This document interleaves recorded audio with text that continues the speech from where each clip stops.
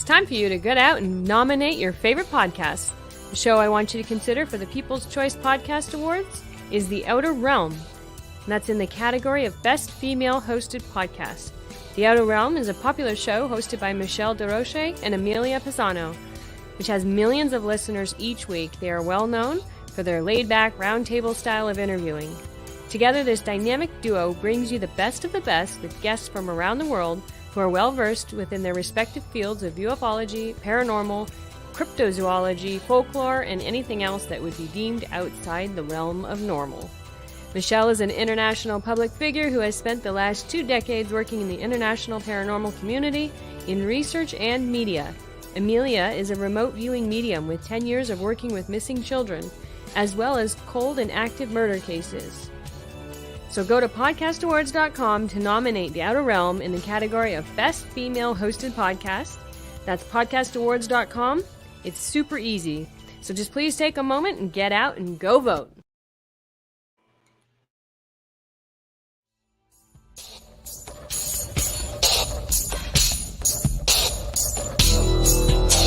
Welcome to The Outer Realm with Michelle DeRoche and Amelia Pisano.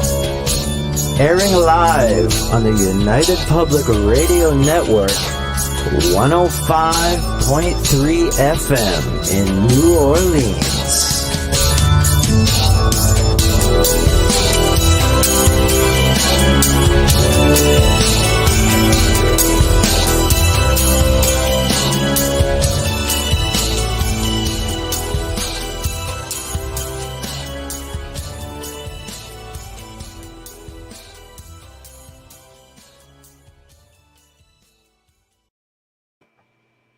Good evening, everyone. Welcome to the Thursday night segment of The Outer Realm. We are broadcasting live here on the United Public Radio Network, 105.3 FM from New Orleans. We are fully sponsored by the amazing folks over at Folgers Coffee, who have been a part of our journey since the very beginning. So huge thank you to Folgers. Amelia and I love and appreciate you so much. Thank you. Also, huge thank you to our other sponsor, Dr. Snick, the sonic surgeon, aka Justin Snicker, for that amazing intro and outro that you hear. And each and every night, we don't always get to play the outro. We sometimes run out of time, but we're so grateful. And you can find him on places like Bandcamp, Spotify, iTunes, Amazon, and check him out. He's an award-winning composer of Halloween horror, sci-fi, and darkwave electronic music, and it is just amazing. Okay, we're going to do it again in the news. Podcastawards.com. You'll notice that we have put, I did this last night. I went in and put all kinds of posts up, on the personal page, on the Outer Realm, anywhere that we can. And the link is in the comment section. So nice and easy. Please go out and vote, whether you vote for us or anybody else. At least it's there. Hopefully you'll vote for us. And we love and appreciate you. And thank you for doing so. Also, don't forget, guys, Folgers. We want the Folgers commercials. We really are serious about that. We've got some new ones coming up. And I think they're a lot of fun. Great advertising for everybody, any way you look at it. So come on, do it. Tonight, we are welcoming back Micah T. Dank, and he's going to be discussing astrology in the Quran this time. If you guys remember, he's been on the show. He's, showed us all the astrology and the hidden meanings in the Bible and the book of Enoch. And tonight, he's going to be tackling the Quran, which I thought was really interesting. Of course, in order to tune in to all of this and be a part of the show and get into the chat rooms, you're going to have to go into UFO Gods and Extraterrestrials, UFO Paranormal Radio, United Public Radio, Outer Realm, of course, on YouTube. And on Facebook, we've got UFO Paranormal United Public Radio, Outer Realm, Canada's Most Haunted News on the Flip Side, and Joe Montaldo, UFO Undercover. There's a chat room in each of these locations, and we get to see it all. And I see that Wayne and Lisa are chiming in. So, hey. I miss that. Hi. I don't have, it hasn't reached the bottom for me. It's weird. Oh, Okay, yeah, there's the two. There's the two Yeah, there. I can't see crap. That happens sometimes with StreamYard. As far as I know, Micah's doing a bit of a presentation, right? Yes, he's Okay, going to be then doing it. if you're listening to us, you might want to watch. Yes, that's right. Yeah. He does do presentations, and he's going to be doing it from his end, but he also, pretty much reads through everything that is there. So always never quite the same than when you're watching, but we always try to make sure, even when we get questions in the chat, that it's read out to you guys. So Yeah. for those who are only on audio, it helps you to keep up. So I'm having so much fun with my earbuds today. Seriously, my earbuds, my chair. It's just really the kind of day I've had. Yeah, it's been a crazy, crazy day. But one of my favorite stores is having an anniversary sale. So I literally bought 6 dresses. Yeah. That's kind of just like a sales. pacification purchase. But the sales are so amazing. So amazing. And I purged my people who follow me know I have a shoe thing a little bit. And I purged my shoe closet yesterday, and I will be donating literally 3 garbage bags full of stilettos. I don't know who's going to work, but I do this once a year. And I was so happy. And I said to John, look, I cleared out the closet. Sabrina helped me. Only took 3 days. Because some shoes, I didn't even know I bought them. But anyways, and Sabrina goes, yeah, because you always tell me, because I literally have a shoe closet that's like size of a small room. So anyways, what I didn't realize through all my pride was that another pair arrived today and pair last week. And I was just like, when did I buy these? I need an intervention. But the ones that came today are so everywhere, and I donated loads and loads and loads. Yeah. And I'm thinking, oh my gosh, like I had shoes that went back from my modeling days in the 80s. No, I haven't kept anything that long. And I just couldn't part with them. And I'm like, no, it's not the love easy. Of all that is holy. You know what makes it, get rid of them. You know what makes it easier for me is I bring them to a women's shelter. And then I feel good about it, but I can't bring platforms and stilettos because that's not what they want. No. So I'll bring the other shoes there, and then the platform. You could take them to Habitat for Humanity now, too. They don't want the stilettos. They want to be able to move on. They'll just take a few. Oh, that's crazy. Yeah, they look for more like stuff that is it's more traditional for work.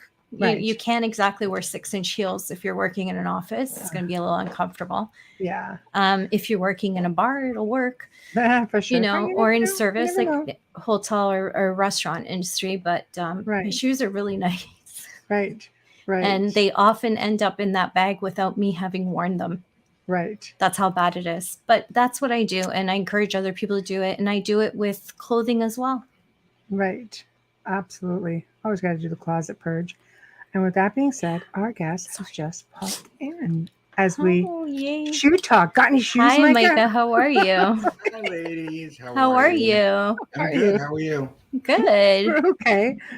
Just talking about sympathy buying and shoe purging. And it's like, always good. Nordstrom's is having their big anniversary sale in case your wife needs anything. He's like, no, she doesn't. Stop it. I did some damage there. But anyways. So how are you? I'm very good. Good. Can't complain. Right. No point. I'm looking forward to tonight. Yes. I literally know nothing about the Quran. So for me, this is going to be like class. And I'm going to thank you ahead of time because it's going to be amazing. Well, what I'd like to do for anybody who may have, if anybody missed the first 2 segments, shame on you. Get to the archives and have a look-see because Micah did the Bible, he did the book of Enoch. But what I wanted to just touch on before getting started was you're showing us, and you've made this a career to show how astrology is buried in a lot of these ancient texts and everyday life. Mm-hmm.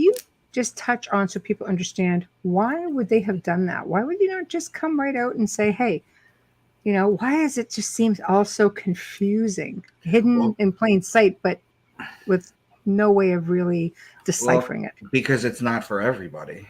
That's the thing. It's hidden truth. That's what it is. Like the master doesn't come out no matter what field you're in and say, this is the truth. This is what you have to do.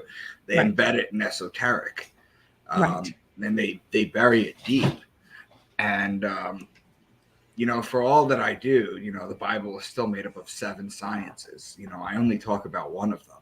Right. It just happens to be the oldest and the most prevalent, but that's basically it.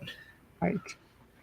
Okay, and tonight you're presenting us with astrology basically in the Quran. Correct. Okay, so very cool. The stage is yours. You're going to do this presentation, so we're going to put this up and let you go crazy. Time to educate the masses, and there's lots of them tonight. There we go. Okay, so let me know when you see this. Okay, I see it. I'll put it up. Bam, there we go. I love it. I love it. Oh, see, you have it spelt like this, and I've seen it spelt like this. What's the proper way? Let's just get this. Q. It is no, a Q? I don't know if that. No.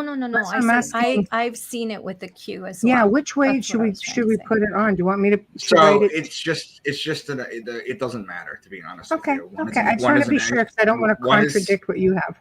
Yeah, one is an anglicized version, one is a Islamic version. Okay, excellent. Well, this way they can see both versions. Okay, we'll let you take it.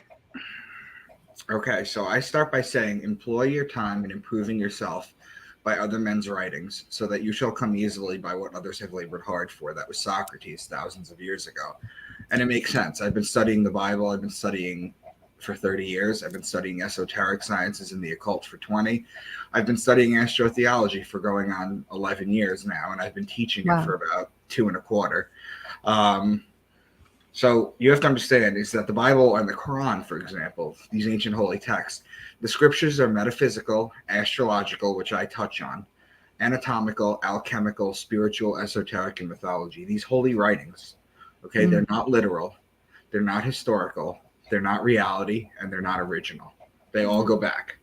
Now, what I have to do is I have to go through the 12 signs of the zodiac with everybody, which I do at the beginning of all my presentations, just to give you the keywords and everything. So the first one I talk about is Aquarius, which is represented by the man. Right. It's the story of Zeus and Aquarius. I've talked about it before, but basically Zeus takes a young boy to heaven to serve him and the gods. The boy gets fed up with it, pours the water or the ambrosia from the edge of heaven, like in this picture, out. It causes a flood on earth. That's where the Greeks get their flood story from. And then Zeus ends up mad at the boy, but then realizing that he made a bargain with his father to bring him up, and he's kind of just he kind of just overstepped his boundaries. So instead of punishing him, he just immortalized him as the constellation Aquarius. So there's words that relate to Aquarius, like son of man, because this is the sign of the man, whereas Virgo is the sign of the woman. Baptism, because this is how you baptize someone. Right. Water pitcher, because this is a water pitcher. Fountain, because a lot of fountains are shaped like this. Stream, river, pond, lake, ocean, sea. Watery things, because Aquarius is actually an air sign in astrology.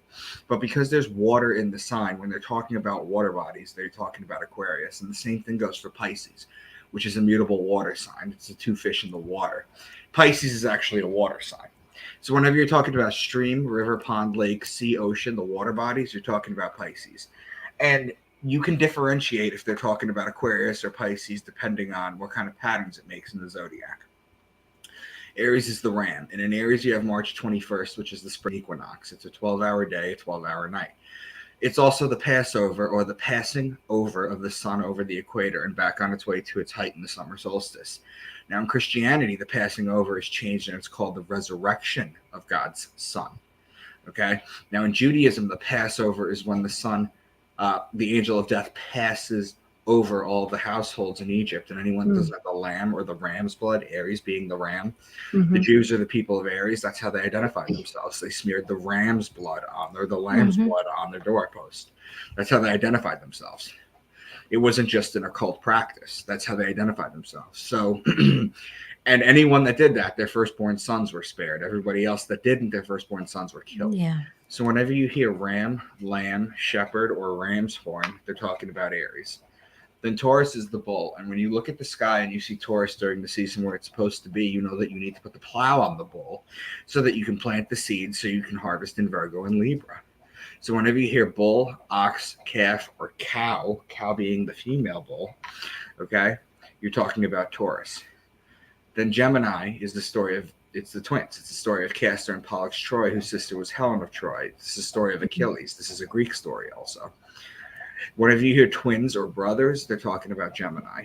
And Cancer. Nathaniel. Yeah, did you see Nathaniel's comment? I love Micah.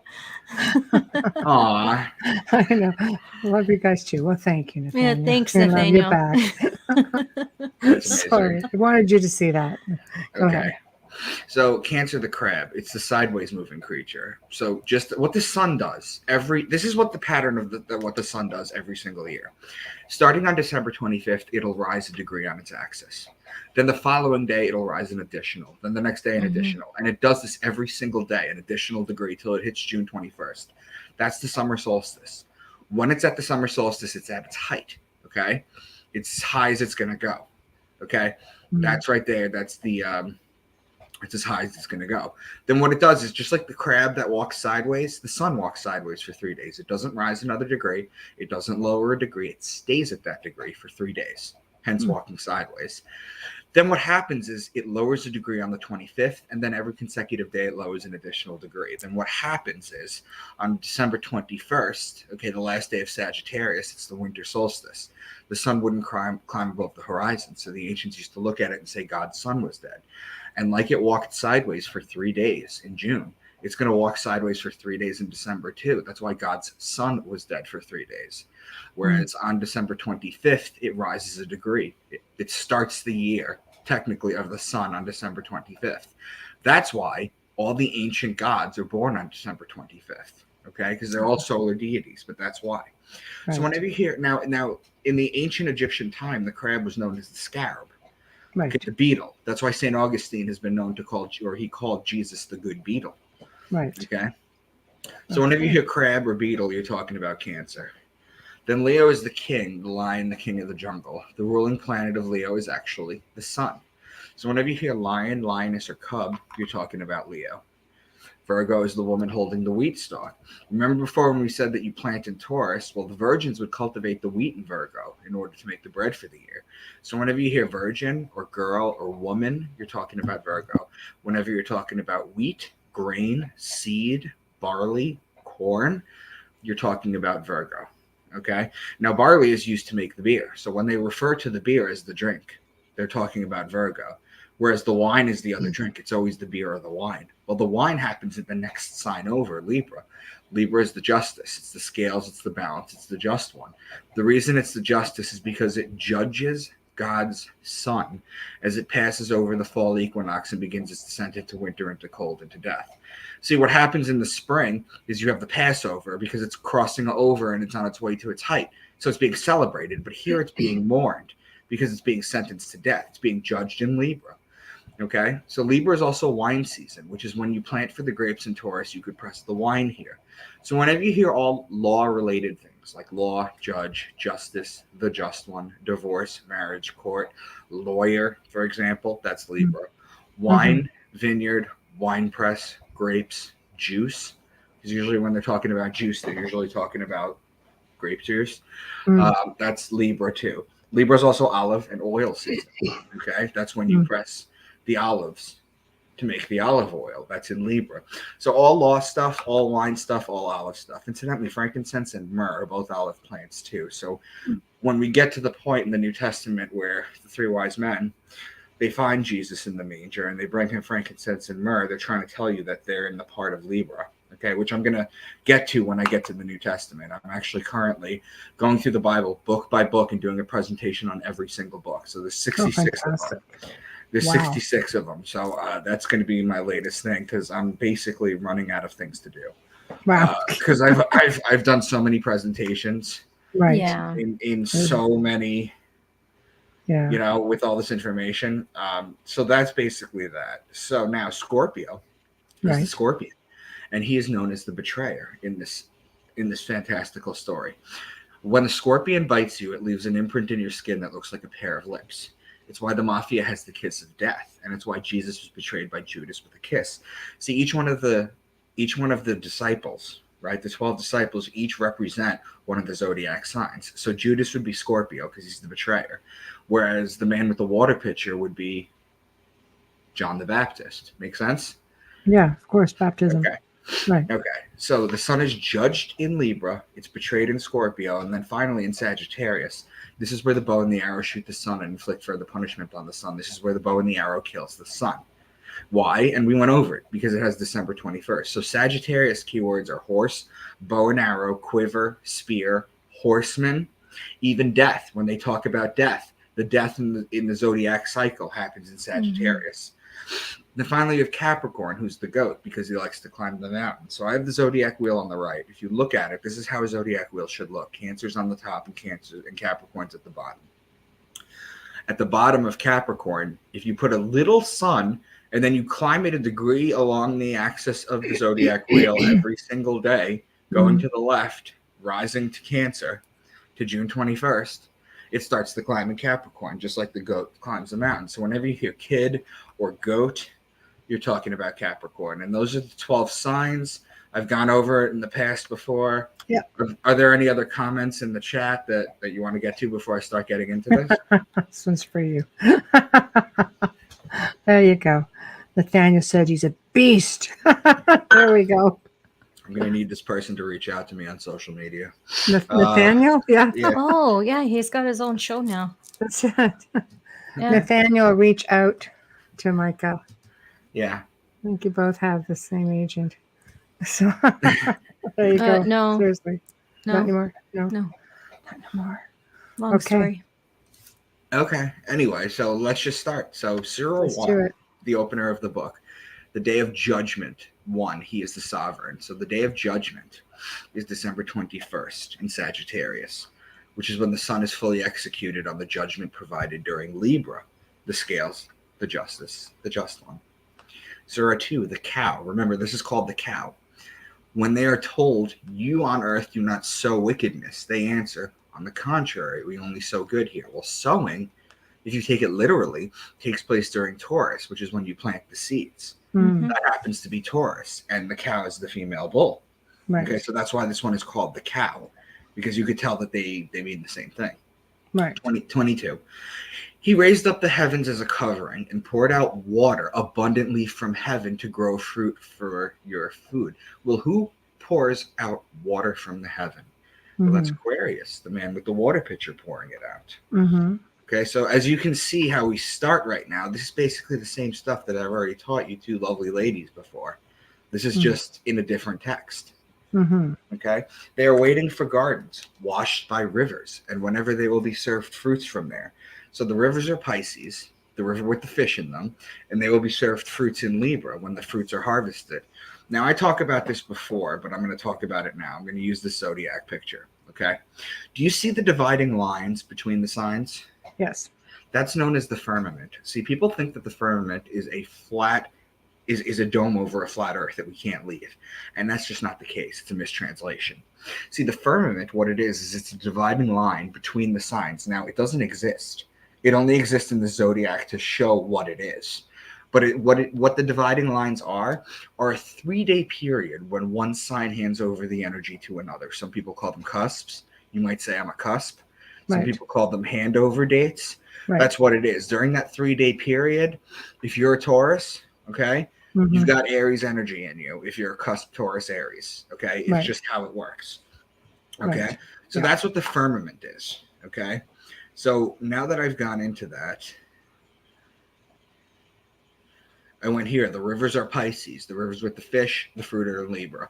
Okay, now what you do is if you go to the firmament, this is slide 19. Okay, if you go to the firmament of Pisces and Aries, right there, Mm-hmm. because you're at the firmament and they blend into each other, I can use it to talk about sheep and rams, a shepherd for Aries, for example, or I could talk about fish in Pisces.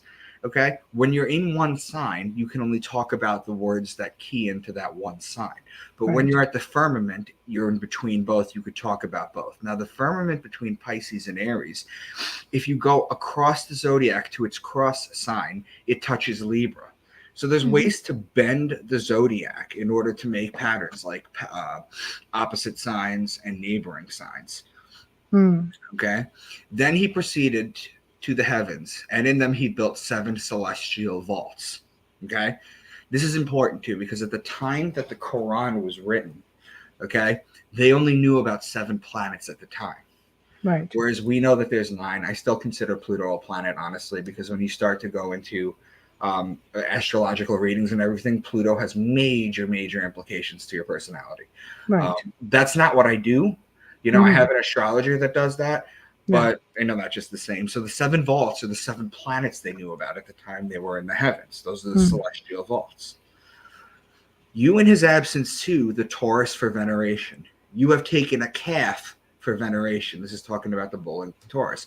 Right. In case you didn't think that Taurus meant Taurus, he's talking about a calf right after that. Okay, they're basically connecting passages in the Quran. They're 3 apart. Okay, so it's just a pattern that you see. They're talking about Taurus and a calf, so they are talking about Taurus. Hold fast to what was entrusted to you and follow obedient this law. And they answered, we hear, but we do not obey him. Out of their unbelief, they poured out into their hearts a perverse affection for the calf. So the law is Libra, the law and judgment. They poured their hearts the affection for the calf. The calf is the bull.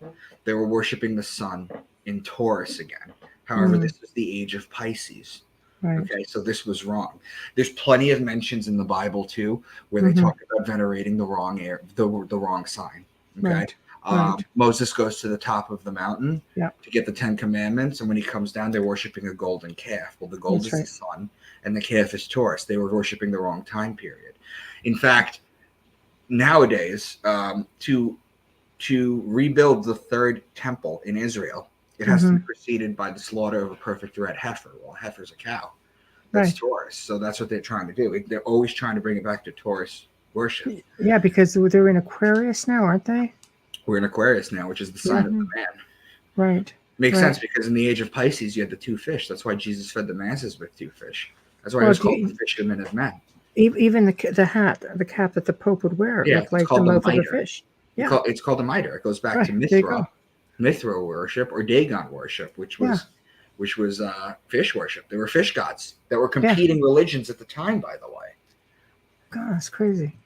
Yeah, that's crazy. And the bull, you do see how they periodically kept going back to the bull worship. Right. You see that too in Spain with the running of the bulls. Still, you know, it's as above, so below. Right. You know. Yeah. No. Exactly. It's funny. I wonder what it is about that specific that they keep wanting to bounce back to.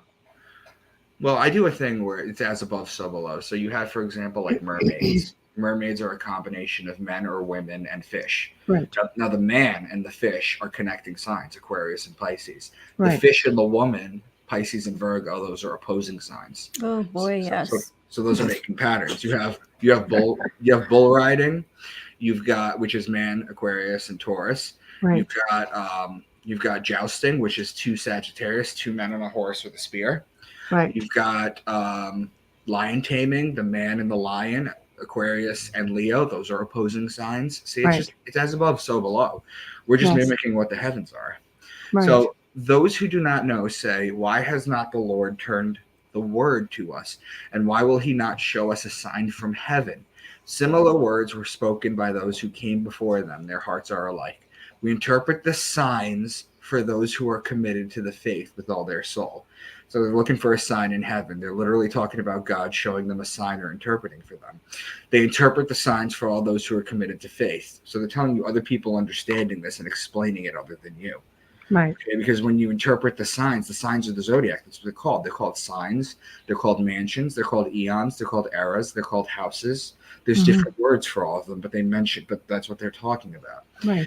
So verily in the creation of the heavens and the firmament, and in charge, and in the change darkness of the night light of the day, and in the ships crossing the seas according to the needs of man, in the rain that Allah pours from heaven, and the earth that has fallen from death lives on.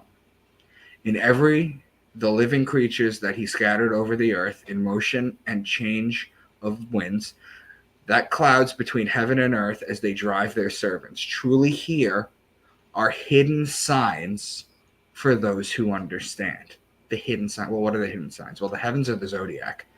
What are the living creatures that they're talking about? Well, the fish in Pisces, the lamb and the ram in Aries, the bull is Taurus, the crab is Cancer, the lion is Leo, the scorpion is a belly-crawling creature, scorpion, and the horse is Sagittarius. These are the signs that they constantly mention. Now, there's hundreds and thousands and even millions of other animals besides these ones, but no, it's these specific ones that they keep using, and they happen to be the signs of the zodiac. Right. That's interesting. Okay. On the day of the Lord's judgment, he sent the book of truth with them, so that people judge among themselves all that diverge their passions, when clear signs appeared to them. The judgment day is December 21st. That's the day the sun dies. The Quran was sent for people to judge, Libra, amongst themselves when clear signs appeared to them. So when you look at this through an astrological lens, when they always say, like Jesus always says, verily, here are my signs that you don't understand, or things of that nature, it's the same stuff. Like if you read it through an astrological thing, you could see what they're talking about. Right. When clear signs appeared to them, or for other examples. So, but if you are in danger, pray on foot, or do not dismount from your horse. When the danger has passed you, you call on the Lord with praise, how he taught you and how until then you did not know. Well, the horse is Sagittarius, the man on the horse. Okay, so that's basically what they're talking about. Now, and those who are on the path of the Lord spend from their good to that single grain are like who gave birth to 7 years. The grain is Virgo, with the wheat stalk, grain the Virgo, the sign of the woman who metaphorically gave birth to the 7 planets, since all birthing comes from women. It's another metaphor for a virgin birth, and one for the 7 planets in heaven. We're going to get to the Virgin Mary a little bit later. Okay. And whoever wants to own a beautiful garden of date palms and vines, remember vines are grapes, which is washed by abundant streams, where for his pleasure all kinds of fruits, while old age befalls him, and the children are weak, so that a fiery whirlwind falls on the garden and swallows it to ashes. So the Lord explains his signs to you so that you can understand. I mean, they're basically begging for you to understand it this way. The vines are vineyards in Libra, and the streams are the streams in the water sign Pisces and Aquarius. God explains these 12 signs to you so that you can understand, so you can decode this. Now, again, the firmament of Pisces and Aries touches the firmament of Libra and Virgo. So they are opposing signs. Okay, Surah 3, the Imran family. He is the one who sent down the book to you. Some ayats in it bear an open meaning, revealing by himself, as it were, the mother of the book. Others are hidden in their interpretation, but those whose heart is on the earth in sins, desiring confusion, follow what meets their pleasure, seeking out the hidden meaning, which is known only to Allah and is revealed only to those who possess deep knowledge. We believe in the holy book, they say, where all ayats are revealed from God, and he whose mind is bright can embrace its message. So they're talking about there's a deeper interpretation with the Quran and to seek out the hidden meaning. Like they're begging you to look into this. They're begging you to understand this. Okay. So, and how beautifully all the people see the love of earthly passions. Here are women's and sons, and there are mountains of silver and gold, and marked horses, there's the horse, herds of cattle, there's the cattle, and the plowed field. So the women are Virgo, the sign of the woman. The sons are the man sign in Aquarius. Those are opposing signs at the firmament. Now the horses are Sagittarius, and the cattle is Taurus. A plowed field is also Taurus as well. You see how in 2 lines they're talking about a bunch of different signs. Right. But, and I just want to make this clear because I've done a couple with you. I've done a couple with you ladies, and it's always fun to come on. I just wanted to make it clear that I am using a simple cipher, and I'm not varying from it. I'm not using anything called apologetics or any type of interpretation from any great imam. Mhm. to decode this, to understand this. Right. There's things in when you're reading the Bible, there's something called apologetics, which basically explains away how there could be a talking donkey or this and that, because you remember everything has to be taken literal. So they Yes. have to try and explain it to be literal. Right. Okay. Whereas what I'm doing is using one simple cipher, and I've decoded dozens and dozens of books.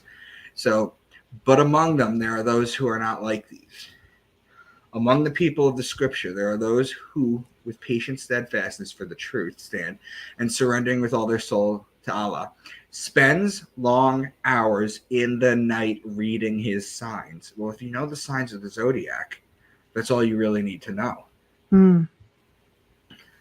Verily is the creation of earth and sky, and in the change of night to day. Here are the hidden signs for those who have intelligence. See, they're basically telling you that.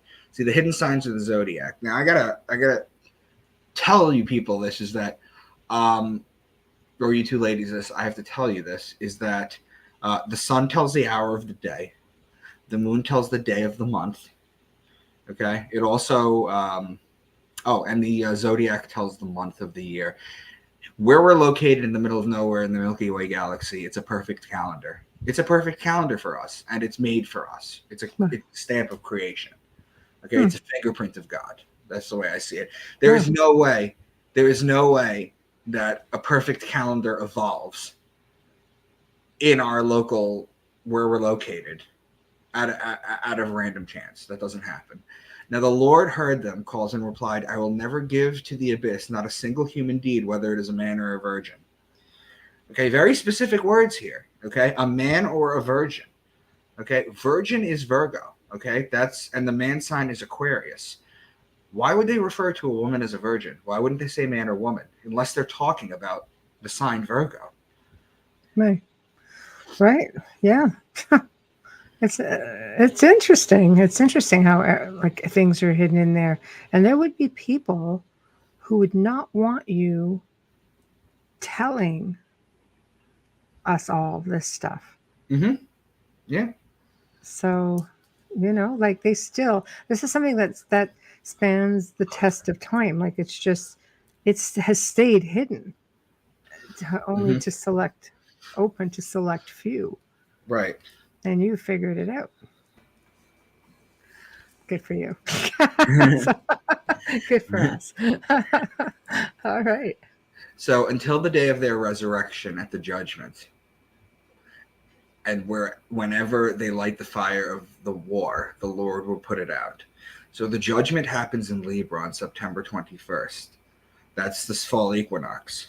That's why it's the scales, because it's even. Okay? Mm-hmm. It's a straight line. It's even. That's why it's the scales, because it judges.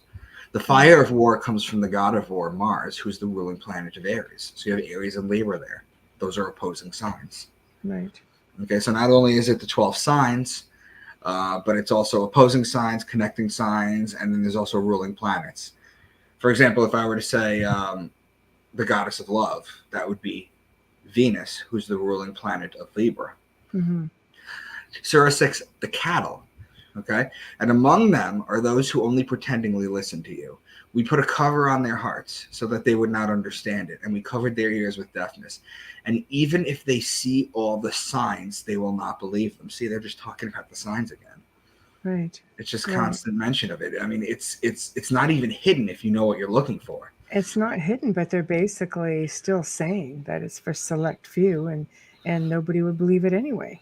Mm-hmm. Because they take things very literal, but they're not looking at everything that's hidden, like the obvious.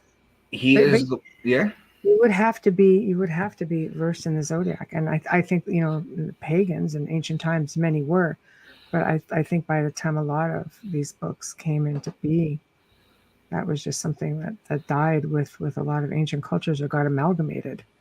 Mm-hmm. So he is the one who placed the stars for your needs to show you the way. When darkness falls on land or sea, thus we clarify our signs for those in whom knowledge lives. They're talking about the understanding of the suns in the sky. They're talking about the stars. Right. He is the one who brings down water to you from the sky. And with it, we give plants of all kinds to grow. And with it, we grow shoots of cereals. From them, we grew grains, sitting in an ear of a dent side by side. From the date palm, its ovaries, bunches of fruits hanging low, gardens of vines, olives, pomegranates, which in many ways are so similar yet so different from each other. When fruits appeared on them, rejoice in how they are poured and ripened. Truly in this are hidden signs for those who believe in God. So the grains are planted in Taurus. Then April showers bring May flowers. Water from the sky, the grain grows. You reap in Virgo. The gardens of vines and olives.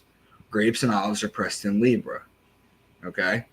Incidentally, reap in Virgo and then pressed in Libra, those are connecting signs. These are the hidden signs you need to know. So we interpret our signs to them in different ways so that they could not say, you from others learn this. And so that the truth we clearly explain for those who have knowledge. So follow what your Lord has revealed to you by suggesting Aya. Take in pairs 8 heads of cattle, 2 from sheep and 2 from goats. Again, it's the same animals, right? It's the same animals. The cattle are the ox and Taurus. The sheep are Aries. Those are connecting signs. The goat is Capricorn. Surah 7, obstacles. And the Libra will be faithful on that day. And those whose cup will be heavy in the delight of paradise dwell. And those whose cup is lightweight, they themselves will doom themselves to destruction because they were lawless in relation to our signs. Okay, so they're talking about Libra. So we know they're talking about Libra, but then there's the mention of the lawless. Remember, all law-related things are Libra: the justice, the scales, the balance, the justice, the scales. So the cup being heavy or light refers to the sins that one has to account for. Lawlessness goes to Libra again, and our signs refer to the signs of the zodiac. Now, say all these blessings of a neighbor's life for those who believed in God with all their souls, and only for them on the day of resurrection at the judgment. Thus we explain our signs for those in whom understanding lives. The signs are the signs in the sky. They tell you when to plant, when to harvest, when winter is coming. They tell you what season it's in. The resurrection comes December 25th, the day the sun is resurrected from the dead from the judgment, which takes place September 21st, which is the fall equinox. This is the explanation for the signs of the times. Before those who consider our signs to be false and glorify them over the gates of heaven will not open, and they will not enter paradise until the camel squeezes through the eye of a needle. So we will reward the wicked. This is also a parable in the Bible. That's right. Okay, That's where they talk about the camel squeezing through the eye of a needle, which is impossible. Right. Okay, however, the camel can't pass through the eye of the needle, but they're talking about the constellation Camelopardalis, which is in Gemini. The light from the star can. Right. Okay, so that's what they're talking about. Now, the Camelopardalis, which is in Gemini, is a combination of 2 words. It's camelos, which means camel, pardalis, which means leopard. Okay, the giraffe, its original name was the camel leopard. That's what they used to call it. Which That's right.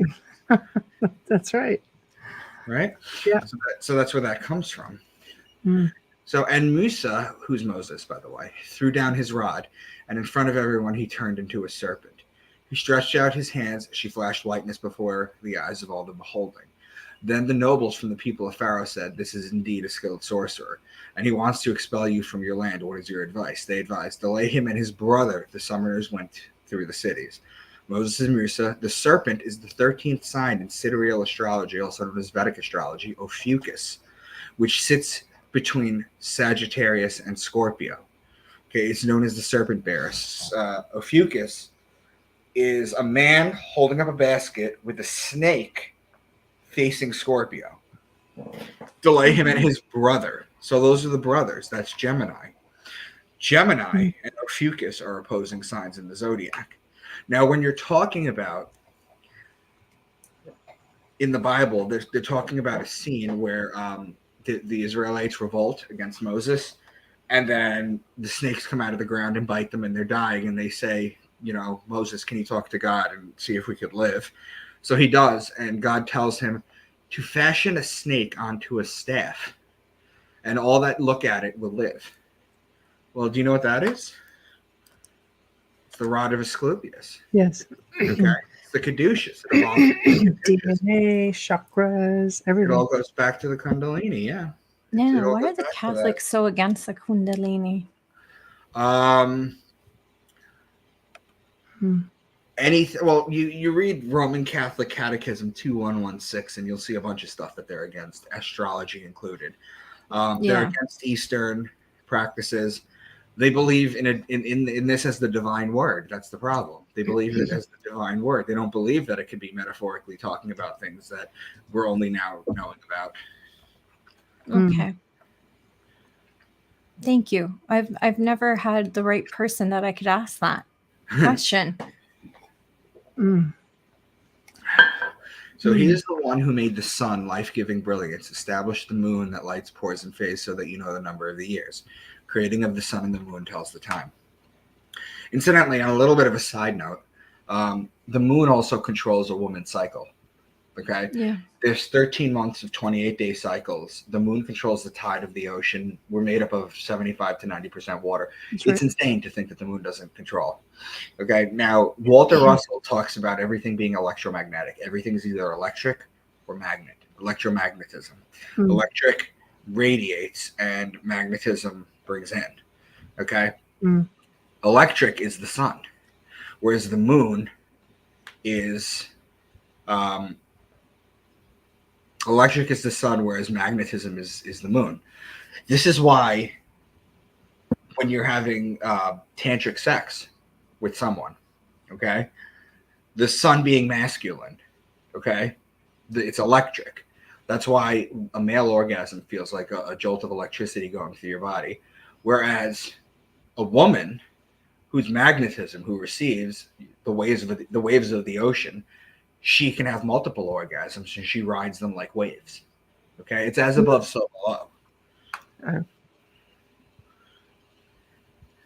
So he is the one who created the night so that you can rest, and the day to let you see. Indeed, here are the hidden signs for those in whom the desire to hear. See, they're basically telling you, just like, understand this. Okay, it's the same as the Bible. Jesus says, for those who have eyes to see and ears to hear. Say, look around. Everything in heaven on earth, and neither the signs nor those who carry the message can be useful to people who are stubbornly unfaithful. So the signs in the sky are not useful for people who do not recognize them. So Surah 12, Yusuf. And 2 young men entered the dungeon with him. One of them said, in a dream I saw that I was squeezing wine from grapes. And another said, I saw that I was carrying bread on my head, and the birds peck at it. Tell me the meaning of these dreams. After all, we see that you are one of those who act according to the knowledge and kindness. This is Joseph.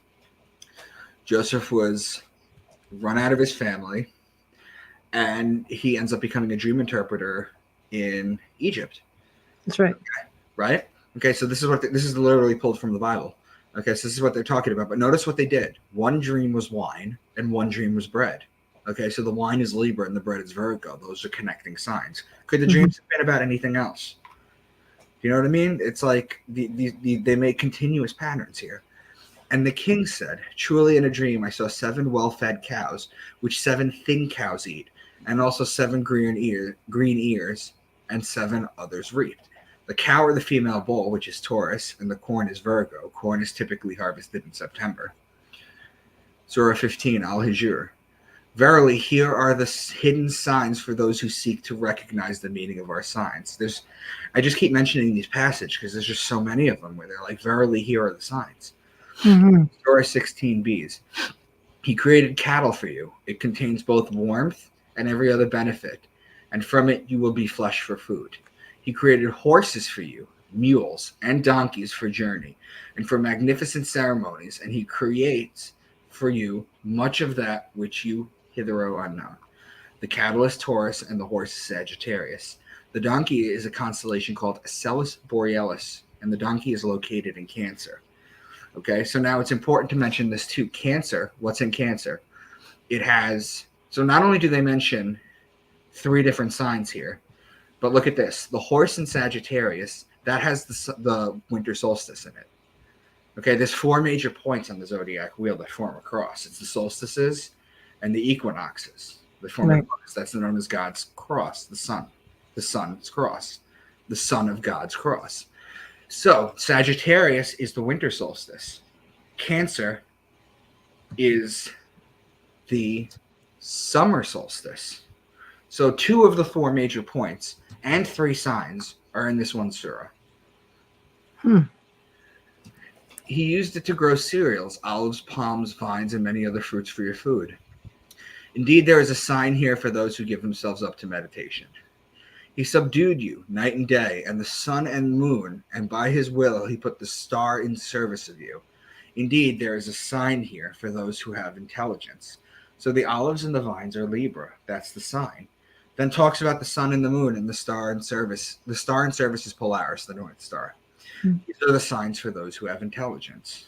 And you know what I find with the Quran, like with you doing this, which makes it different than what you were showing us in the Bible text or even the book of Enoch, is in this book, they're telling you if the signs are there for those who understand.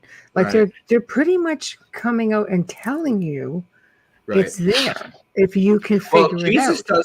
Hold on a second. Jesus does the same thing too in the New Testament. He always says things like,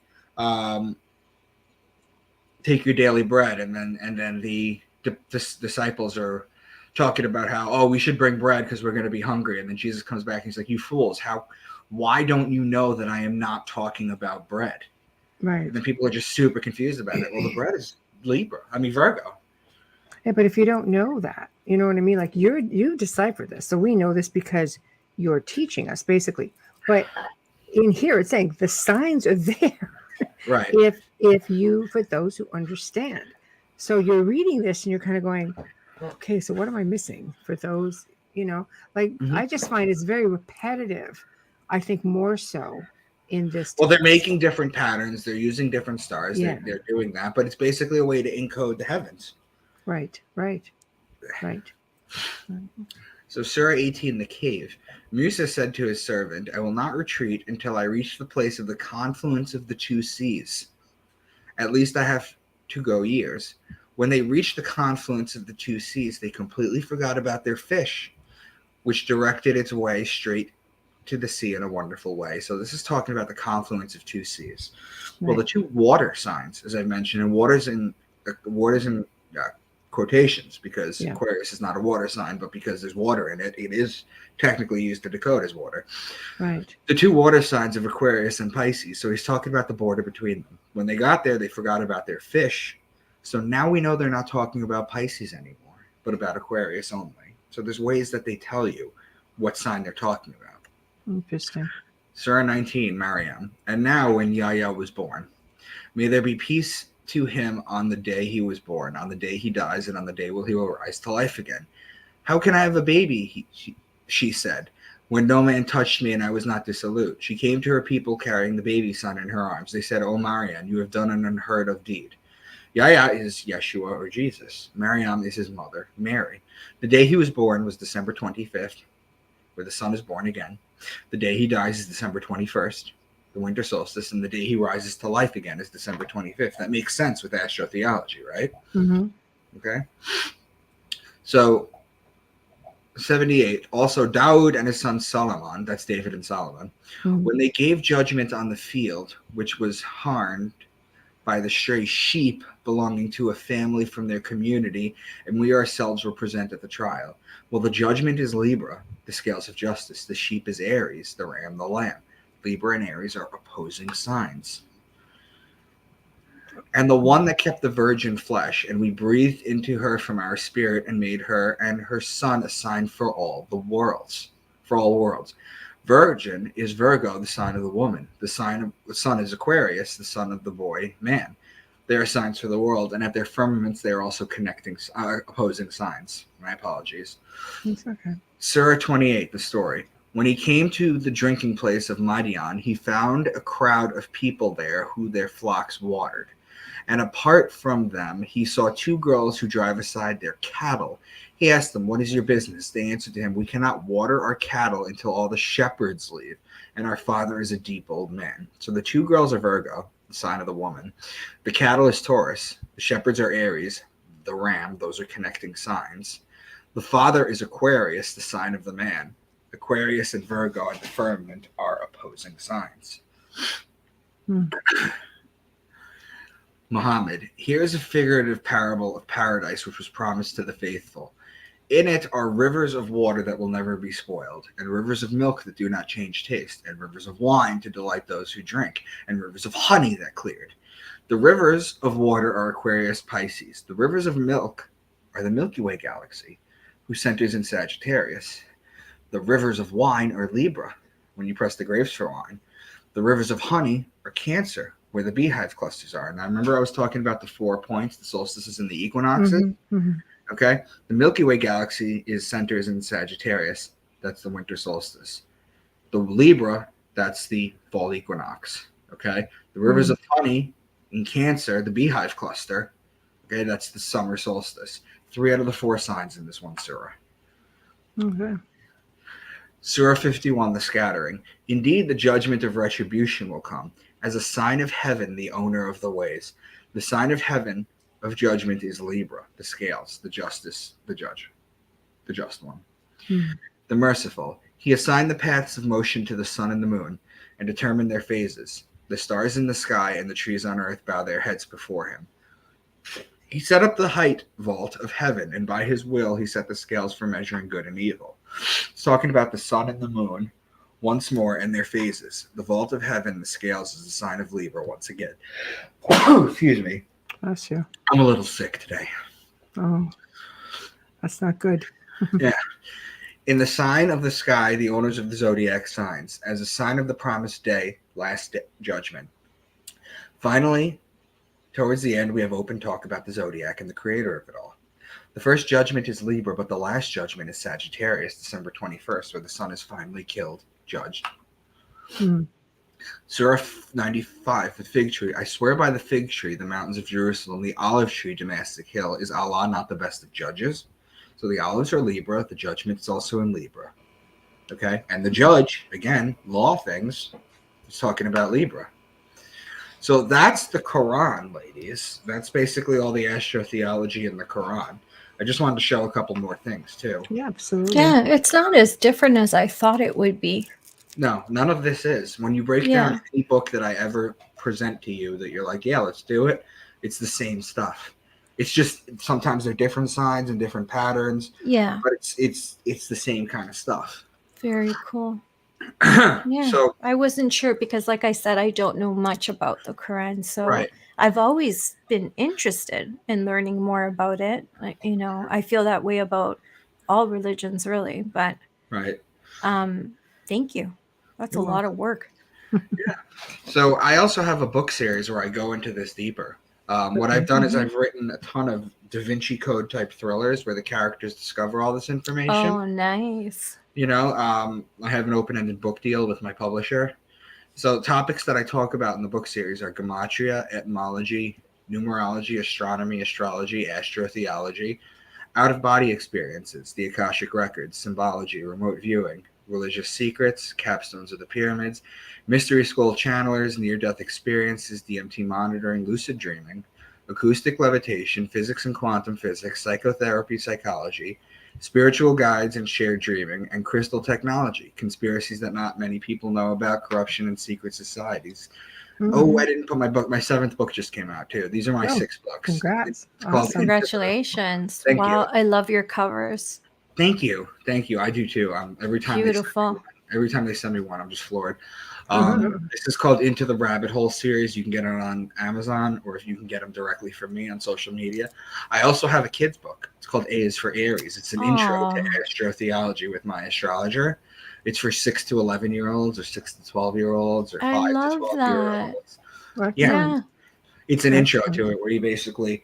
So the story behind this is you have Tony and Mara. Okay, they're 2 kids from Long Island. I had to put Long Island. I was just going to say, did you do the Italian for your wife? Yeah. Tony and Mara. Yeah.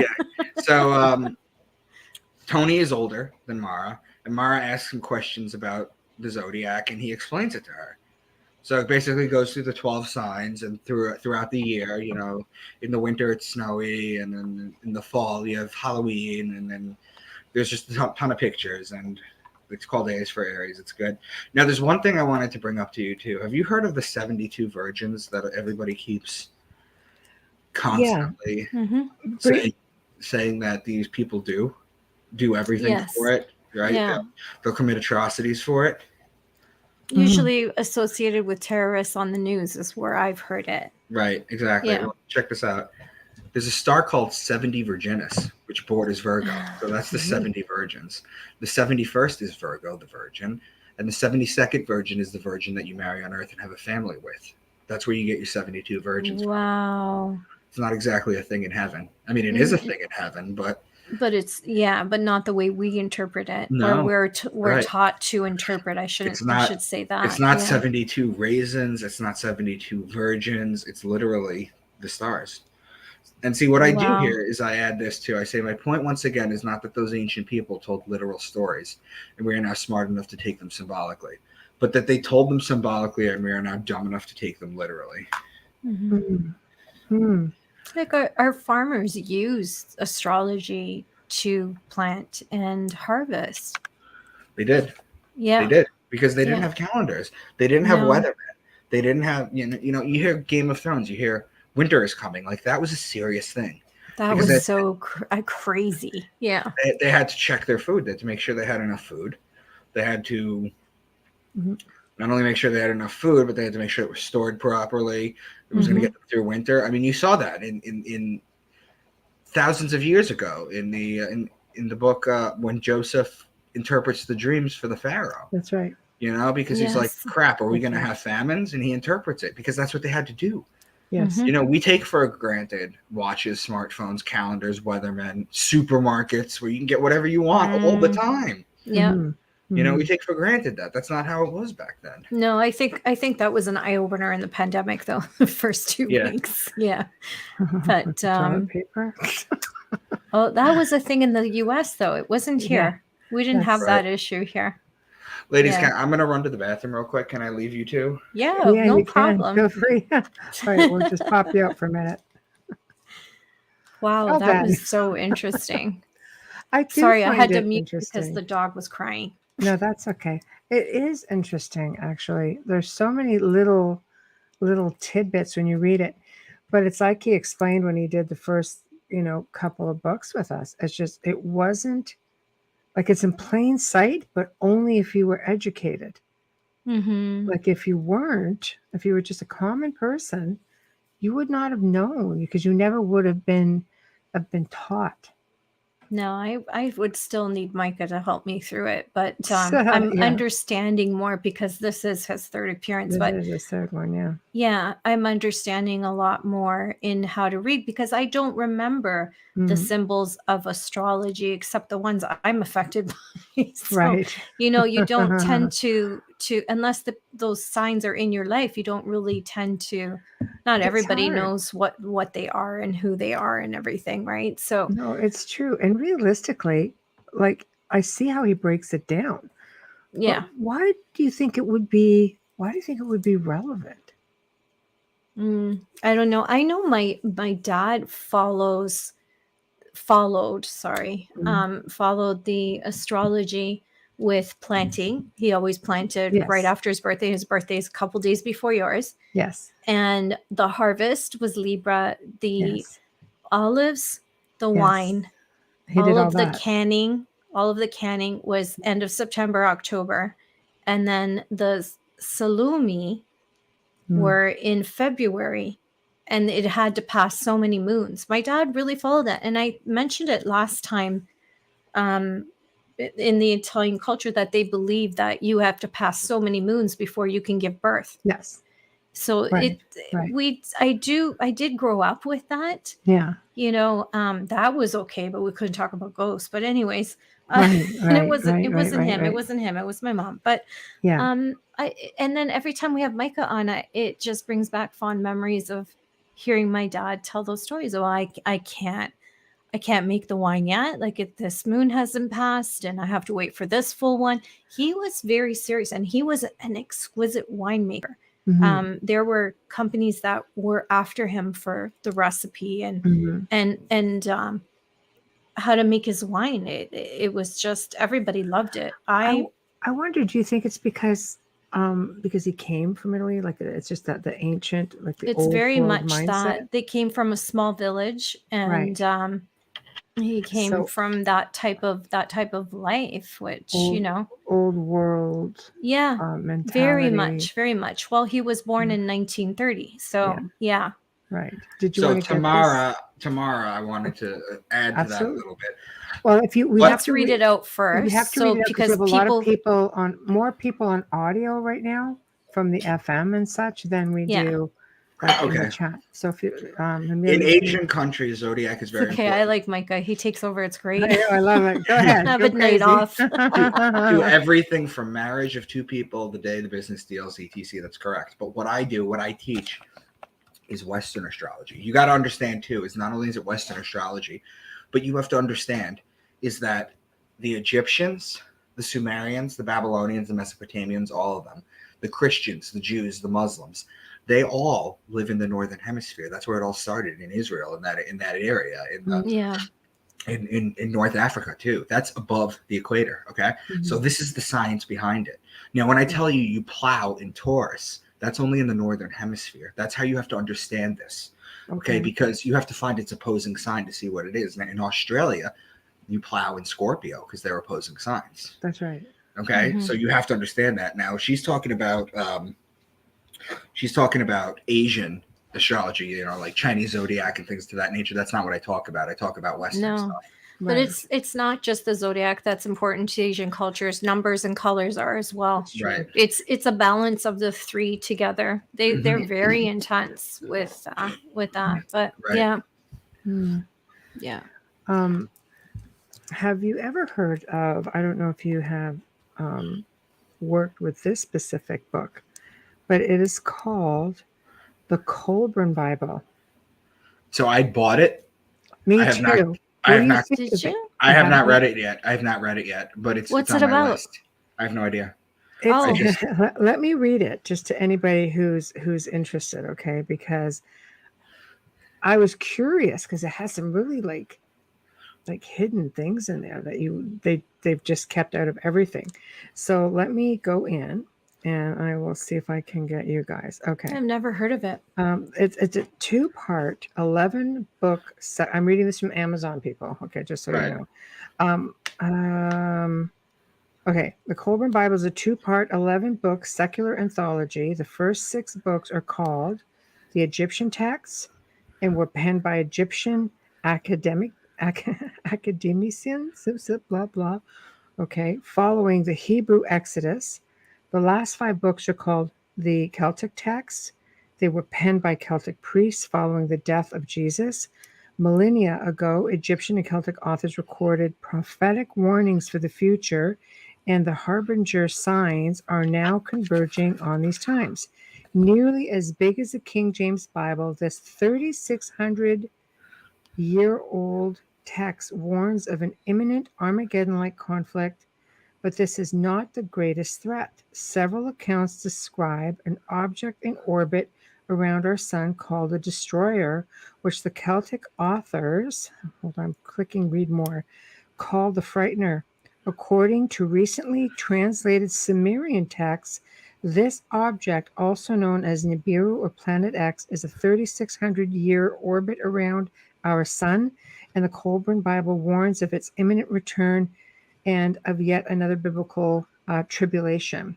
Right. So I bought it. I bought it a few months ago. I just haven't had time to get to it. Right.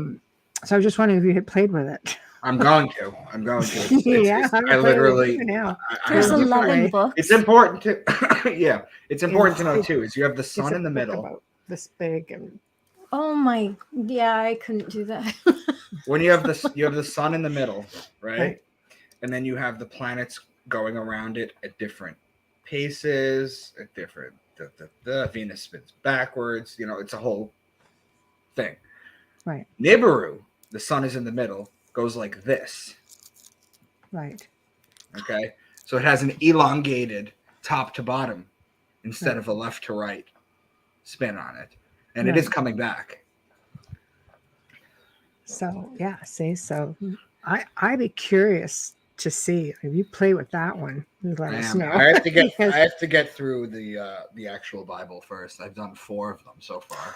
It takes a long time to get through a Bible. There's just Yeah. stuff I've done in it. here that you wouldn't find. Well, in you it. got to understand Is it too the is that Sumerian text and such, what right? what I'm looking for too when I go through the Bible is specific keywords. So I can kind of speed read a little bit. You can, I can't. But I know it took me over a year to go through it because I went to Catholic school, so we read it every day. It was a different time when I went to Catholic school. It wasn't like now. We went to parochial, so it was just different. Mm-hmm. Yeah. But we had to read it every day and discuss it with our teachers. There was time allotted, just like any lesson at the end of the day for that. So I found myself needing to read it from an adult perspective rather than grade 5. Try reading it from this perspective now. Well, now it's going to be very interesting because I'll hear you in my head, but I might want to borrow you a few times. Yeah, message me. I may be like, Micah, I'm over here. What's going on? Yeah. Do you have my phone number yet? No, it's okay. I'll just message you in Messenger. I wouldn't bother you on the phone. Okay. Yeah, but thank you for that. No, I hate bothering people. I was gonna say you could text me. I talk to every single person that either follows me or reaches out to me. That's very kind of you. I'm still able to. I get to know them a little bit. I have no problem doing that. That's very kind of you. I have a YouTube channel now. If you look up Micah Dank, everybody that's listening, please go subscribe. Yeah, and if you're on YouTube right now watching us, click like for Micah and for us. That's right. Find me on YouTube, Micah Dank. I just started my channel a couple months ago, and I have all my work on it. Yeah, because they can listen to us and watch us and still scroll and look for you. So that's good for all of you that are there. And we'll like the Micah Dank. Yeah. Sounds good. It's hard. YouTube's a tough crowd. Yeah. Well, it started off as a backup account just because they are really difficult. We lost so many archives when networks, really big network or channel went down. So I'm thinking never again, because we lost over 150. Archives, yeah. It was ridiculous. So now what started out as, just an archive page, now we're like, screw it. Just going to get it to grow. But here's what Carrie is. Carrie, hi, Carrie. This is her input. That's the biggie info the Vatican is hiding. Yes. I'm going to put this up again, guys, because somebody asked in chat. So I put it in there. It's going to be under my name, Micah, right here on that's what you'll find. The Colburn Bible, yes. Yeah, because I had someone asking. So here we go, Tamara. Hey, Tamara. Oh, in public school, we read Bible verses every day. This is before they took the Bible out of public. I was going to say, I don't remember ever seeing a Bible in public school. No, never. No. Because I went to public school first till grade 4, and then I switched to parochial right after that. But and went into high school and then ended up taking theology because I found theology to be a lot more interesting. She says it's history. It's different. You're not old. But you get talking and into a lot of different things. Like I guess you're sort of taking off because you worked a lot and the same as Jordan Maxwell. I love Jordan Maxwell. I did. Yeah, I got to know him. I got to know him really well towards the end of his towards the end of his life. In fact, he messaged me the day after he had a stroke, and he said, I just had a stroke. I'm back home. I'm very weak, but let's get together. He saw my introduction to astrotheology video. He called it sensational. We used to talk. He was just such a sweetheart, and we did a video. Yes. I did a video when he passed. It was very sad, but I told him I'm going to continue his legacy, just in different ways. He was fascinating. I loved his work on symbology and like all the stuff that you're working with the Bible. When you mentioned Solomon, he didn't believe Solomon was a real person. No, Solomon wasn't a real person. Can you explain that? So Solomon is a combination of 3 words, okay, for the ancients. It's sol, which is sun in Latin. Right. Om, which is Om in Buddhism. And in fact, it goes back to the Upanishads. Okay. And then you have On, which is the Greek city of light. Okay. Right. Heliopolis. It used to be called On. That's why still to this day, when you go into a bedroom, you have to turn the lights on to become enlightened. So it was Sol, Om, On. And it's even better than that too, because Solomon. Yeah. Because the Solomon's temple, okay, if you look at a blueprint from it, okay, where it's talking about the cubics and everything, it's actually a rudimentary penis going into a vagina. I know. That's why I said, let's do it. It's true. It's done with sex magic, yeah. Well, the Star of David is sex magic too. It's the spear and the chalice combined. Yes. But when goes back to like goddess worship, though, doesn't it? When you talk about when people are terrified of Baphomet, why? Why are you terrified of Baphomet? First of all, it's doing this. Okay, this is the ancient peace symbol. For people who don't see this, this is my pointer finger and my middle finger straight up. Right. If you separate it, you get the John Lennon peace sign. This is actually Churchill's V for victory. This is a war sign. This is the ancient peace sign. So Baphomet's doing this. And Baphomet is just a combination. It's just a bringing together of male and female energies. It was a pagan god. That's why it has breasts. It's a male and female. It's a joining of male and female, which is what everything is. Yes, and again, the pagans, I think, had a better understanding of this, the ancients. And I think a lot of the ancient god type beings or names, deities, I think just sort of got bastardized going along through, more modern religion. I'll leave it there without dissing anybody. And they became demonics. The names became from these religions, what these are demons. And I think a lot of it, a lot of how we feel about a lot of that, realistically, is thanks to that. And Tamara makes a really good point. Here, Amelia, I'll put it up. Yeah, you see portraits of Jesus doing the sign with his hand. Absolutely, Tamara. You see the same thing. This is the peace sign. True. Whenever you see Buddha doing this, or you see Jesus, or you see Baphomet, this is peace. That's the ancient peace sign. It goes back to Comedicism. It's the same description that comes up when you first read, "I give you peace in my peace." In the Catholic Mass.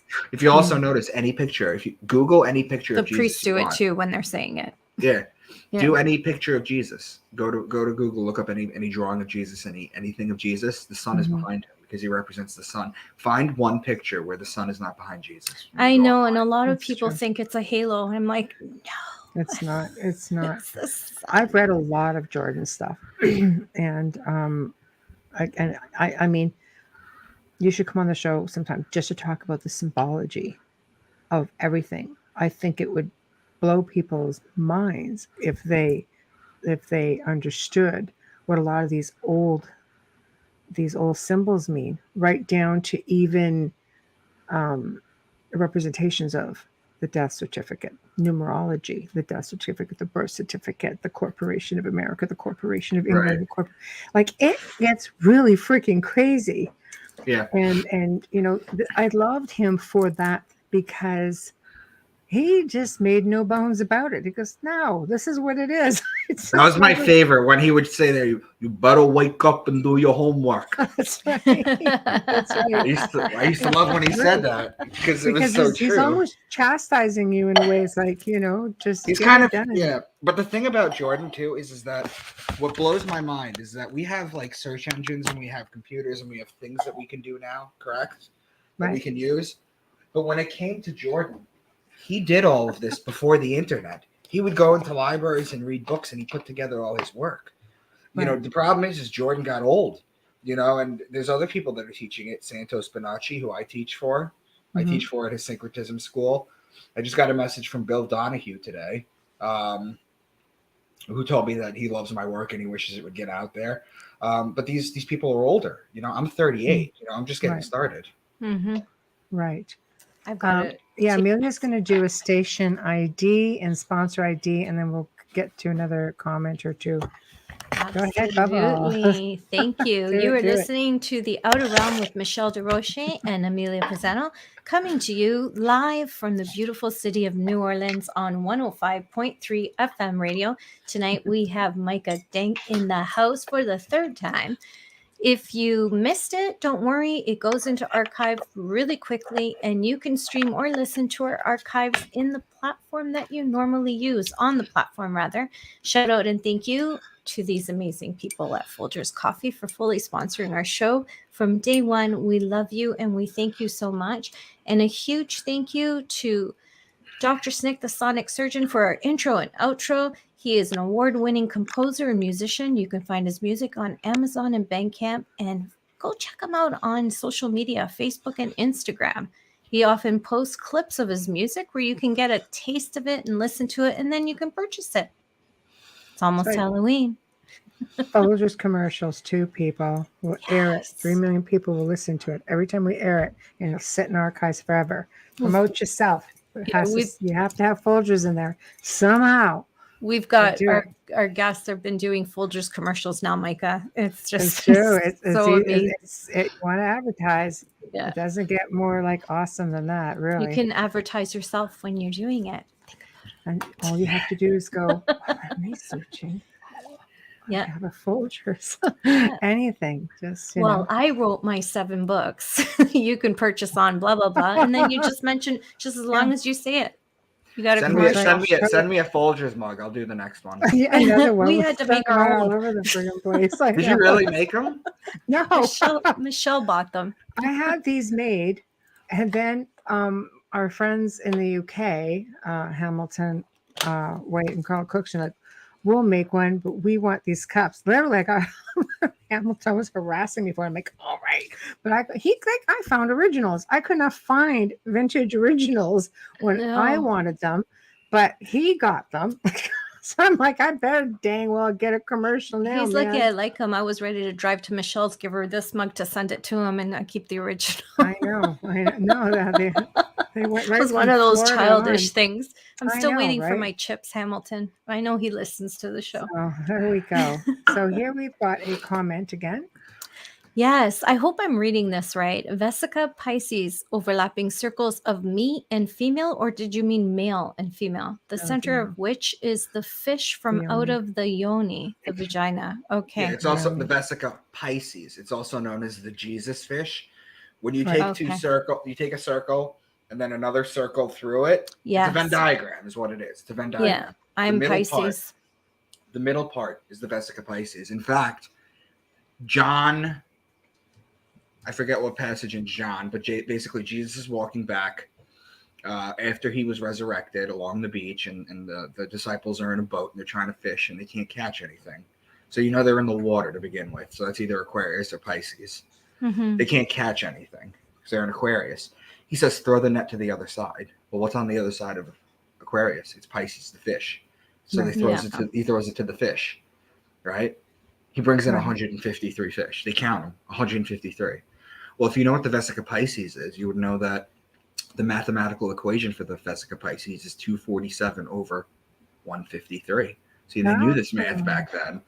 They knew this. They embedded all this kind of stuff back then. So they knew that, yeah. Why not just be cut and dry? Like, I mean, I know it's just because it wasn't meant for everybody. But realistically... Because you have to want it. You have to want it. You have to look for it. Right. Okay, the master doesn't just come out and tell you this is the truth. Right. You know, you have to be able to recognize it. Right. Is it just kind of like stuff they're hiding in the Vatican? We're not just going to come out and tell you what's there. But is it all figure it out? Is it all symbolism, or is it vernacular as well? I think it's everything. It's everything. Yeah. I think everything just goes around full circle. Mm-hmm. Well, I think if 100 years from now, if they look at the Urban Dictionary, they'd all fall over too, trying to figure out what the hell they're saying. Find codes in it. It's like, nope. It's pretty much how it is. Yeah. No codes hidden there. But then there probably is, right? There seems to be codes or hidden knowledge in just about everything now. Oh, hey, Guiding Echoes. Hello, Nicole. Hi. Hello, Nicole. Here we go. So otherwise, it can be misused and also become, because the church would have had no power. That's a whole other show. So let me Yeah. explain. Let me explain this real quick. Okay. During the Egyptian age, okay, that was the age of Taurus.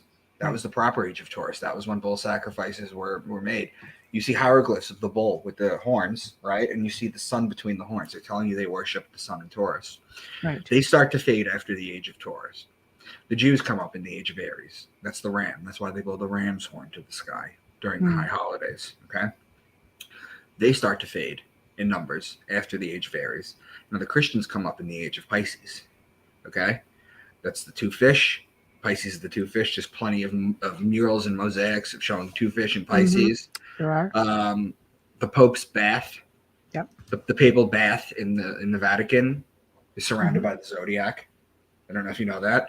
And then we're now in the age of Aquarius, right? So if you follow suit, then the people know at the top that Christianity and Catholicism is going to start to fade in numbers. It's going to have to, because they're in a new sign. There needs to be a new religion. We're in the age of Aquarius. That's why you see stories of the one world religion opening up in Jerusalem. Okay, that's why you see that. That's why he's talking about the third temple coming up. They're trying to merge all this stuff. And so what will this religion?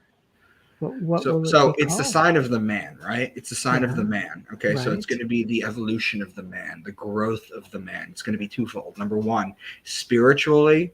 Yes. And I talk about this in my first book.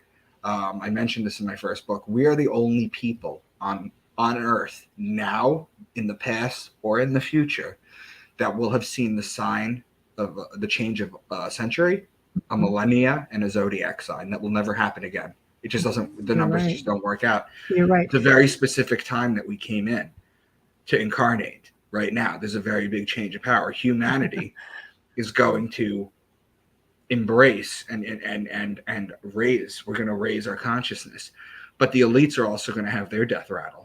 Okay, so a lot of it is going to be, it's the sign of the man. It's improving the man. So a lot of it you get merging with machines. You get the technocracy that they used to do thousands and thousands of years ago. That's going to be the new religion.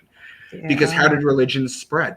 You'd get a book, a holy book, and then you'd pillage and attack and destroy people until they converted. You can't do that now because we have things like the internet and things like that.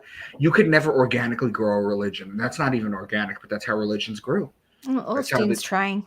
That's how the Jews spread, okay, through war. Right. That's how the Christians spread, okay. Right. That's how they all spread, okay. So you can't have that. So now it's going to be the evolution of man merging with machines, and that's going to be what it is. Now, granted, we are very young in the age of Aquarius, so we're not going to live long enough to see the Christian numbers die down. But you can see them being attacked in the news, can't you? You can see that. You can see that change in that, right? Because it's all guided. Because we are behest to the sign. Now, it's to know what sign we're definitely in. What you do is you go to the equator, okay, on March 21st on the spring equinox, and you watch the sunrise. And the sign behind the sun is the sign that we're in for 2,160 years. Wow. So one zodiac.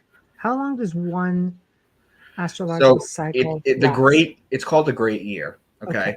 It's called the great year is when you go through all 12 signs. Because remember, in the zodiac, okay, you go Aquarius, Pisces, Aries, Taurus, Gemini, Cancer. Right. But when you're going through signs, it's called the precession because it actually goes backwards. Right. So it doesn't go this way; it goes this way. Okay? But does it last a year? Does it last 1,000 years? Does it last It lasts 2,160 years. Wow, so that's a really long span. That's each sign. So you times that by 12, you get 25,920 years. That is the total. That is the great year. Wow. So it hasn't happened. Like, I mean, in our right. But I mean, you look at it, it's just through the ages, you can see where certain cultures split. But you're right, they keep going back to Taurus because I can't tell you how many times I've seen whether it's in Greek history, Egyptian history, like the bull is very prominent. Right. They talk about it in the Epic of Gilgamesh too. That's Sumerian. That's right. What about the zodiac sign Ophiuchus? I'll address that real quick. So the zodiac sign Take your Ophiuchus time. You got time. is the 13th sign. Okay. Okay. It's the 13th sign. Now, it is in Vedic and sidereal astrology, which mean the same thing, Vedic and sidereal astrology. It's a different zodiac, okay? Okay. What I use to decode is what's called tropical astrology, because that's what they did at the time. That's what Right. 99% of it was tropical astrology. If you look at Ptolemy, he wrote a book in 150 AD where he named the 48 constellations they knew. See, now we know there's 88 constellations, and we know that there was 9 or 8 planets. Back then, they knew 48 constellations, and they knew 7 planets. Okay? What Ophiuchus is it was mentioned back in the day, it was the serpent bearer. Okay? What happens with Ophiuchus, when you add it to the zodiac, it goes between Scorpio and Sagittarius. Okay? Now, each zodiac is about 30 days in sidereal, in tropical astrology. Right. When you add Ophiuchus to this, okay, it throws everything off. The solstices and the equinoxes don't make a perfect cross anymore. It's not perfectly sectioned into four sections anymore. Scorpio becomes 6 days long. Virgo is a month and a half long. He changes everything. In fact, your sign changes too. Okay, so all the greats that I know use tropical astrology.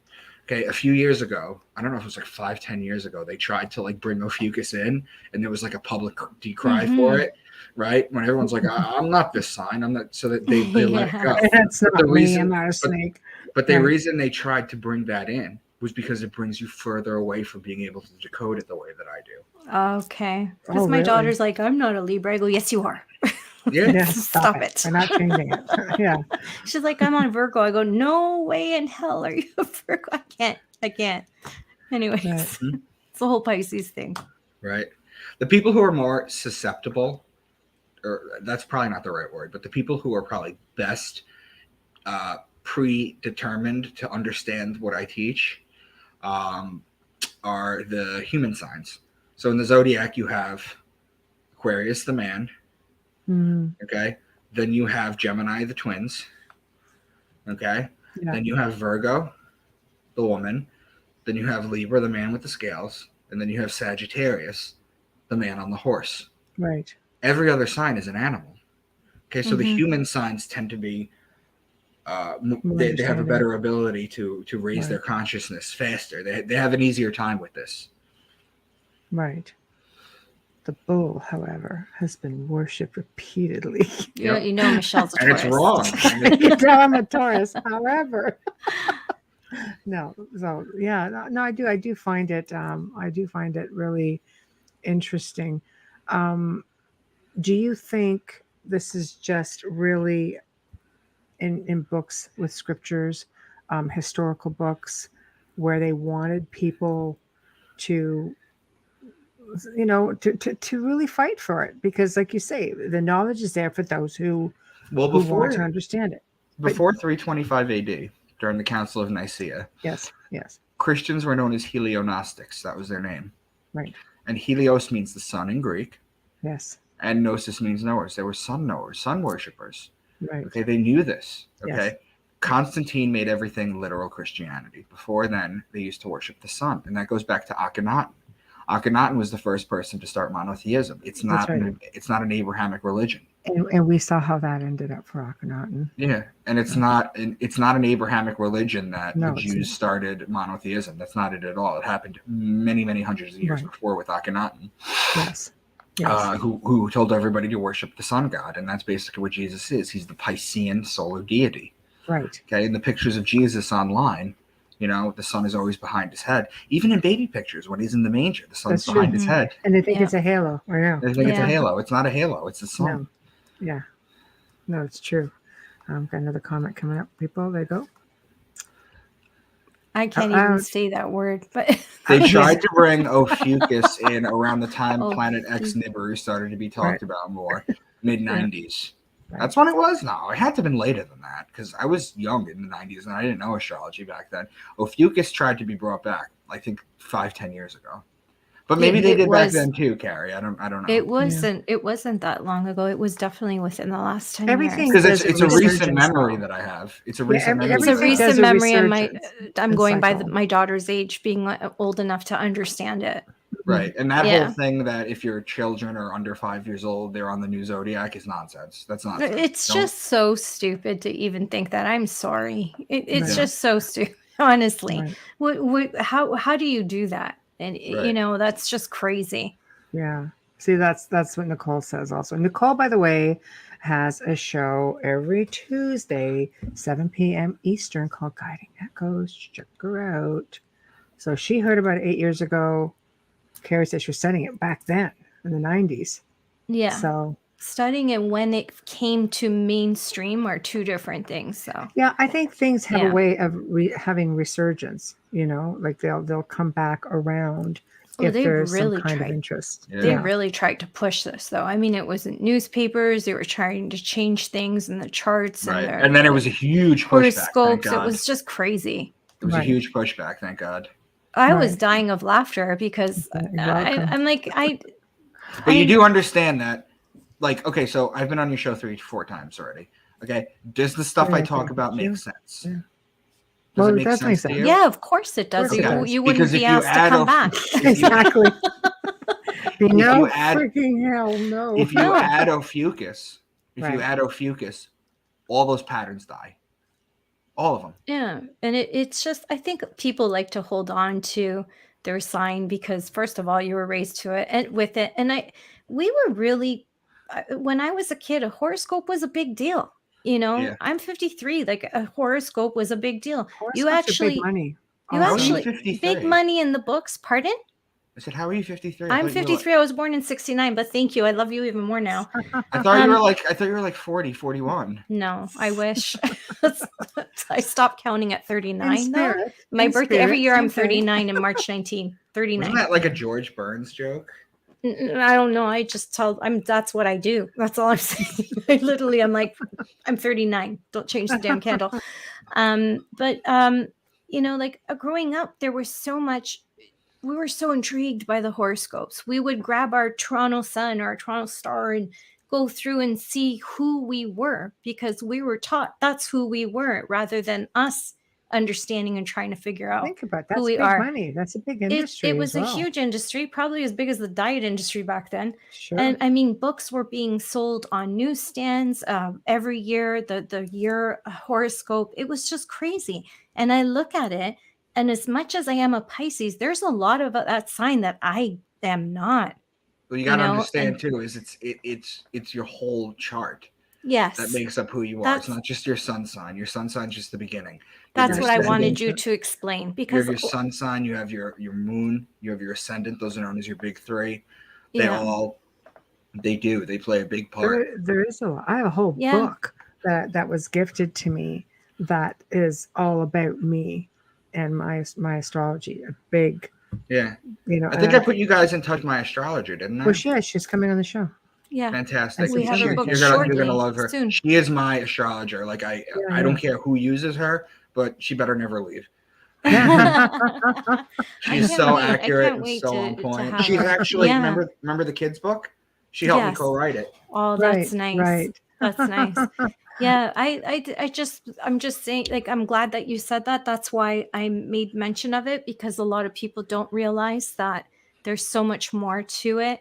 And I've been fortunate enough to meet people who actually study astrology and do this Mhm. as a way of life. And I learned so much from them when I've come in contact with them. And I'm just astounded by how much goes into it because Well, I said, the best way for you to understand this, not just you understand this, but for people to understand this, is it's a language.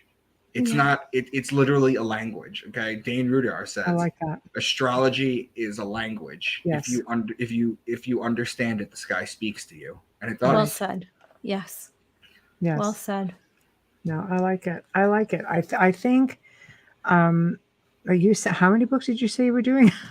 You were I did. discussing? My 7th just came out. My 8th is done, and I'm starting to put together ideas for the 9th. And now you're bored, so you're deciphering what? The whole Bible? The whole Bible. I've already done the first 4 books. Wow. Good for you. Have you considered the Old Testament that has even more? No, the whole thing. The Old and the The whole New. thing? Oh, the first 4 books. Yeah, he Okay, just so said the I Old did Testament. the 4. Yeah. Yeah. Okay. Yeah. I'm more of a fan of, I think, the Old Testament than so much the New Testament, because I feel so much was left out, and I think there was a better understanding in the Old Testament as well of. Well, I've also done the Gnostic text. I've done like the Book of Enoch. I've done the Book We of talked Mormon. about it on one of your visits here. Well, Yeah. the Gnostic, you did the Book of Enoch for us. You did the Yes. Bible, but I don't think we did the Gnostics. I think we talked about No, doing we the didn't Gnostics. do it because this is your third The time. Book of so- Revelation is fun too. Well, I think we should do them both. I do. How busy are you? Yeah, I find them both. I mean, the Book of Revelation, I think people right now are super interested in because of the times we live in. Mhm. The Gnostics. But you have to understand too, is every religious person thinks they are in the end of days, and it's a I know. mistranslation because when they I say know. when they say it's the end of times or the end of days, it's a mistranslation. Exactly. The correct word is the end of an eon, the end of an age, and that's the Right. age. Yeah. That we're That's right. living The in. age. That's right. I agree with you 100%, which is also another reason why I think we should do it. The Gnostics for me is just interesting because the Gnostics were, I mean, they believed in star people. They knew what was going on with astrology, so to put that in the text, I think you would really find like some fascinating stuff. People will say, well, See, we don't what are take- you? I'm a Gnostic. Go deep down, but we because it take- went on to the scenes and so on, right? Deep we take stuff. for granted so much stuff, but what we don't take for granted is what they used to have. Okay, because we have so much light, and I've done the Q text actually. What is that?